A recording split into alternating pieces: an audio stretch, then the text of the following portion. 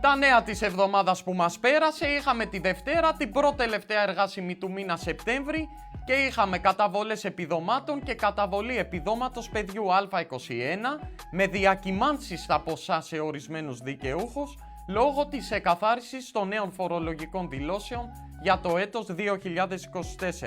Είχαμε τη μετάθεση του Μητρώου Παραγωγής Ελαιόκαρπου για την 1η Οκτωβρίου του 2026, ενώ ο Οκτώβριος μπήκε με τις νέες προδιαγραφές για ακίνητα που μισθώνονται μέσω βραχυχρόνιας μίσθωσης.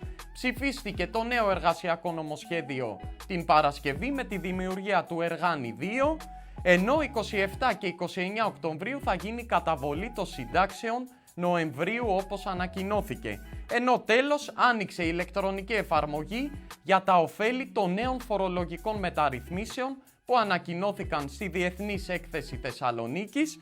Το site όπου μπορείτε να μπείτε να δείτε τα ωφέλη είναι www.taxcalc2025mindfine.gr. Φυσικά ακολουθήστε με για περισσότερες βιντεάρες και γράψτε στα σχόλια το συνδυασμό Καναρινή Πολυθρόνας και Καλτσούλας.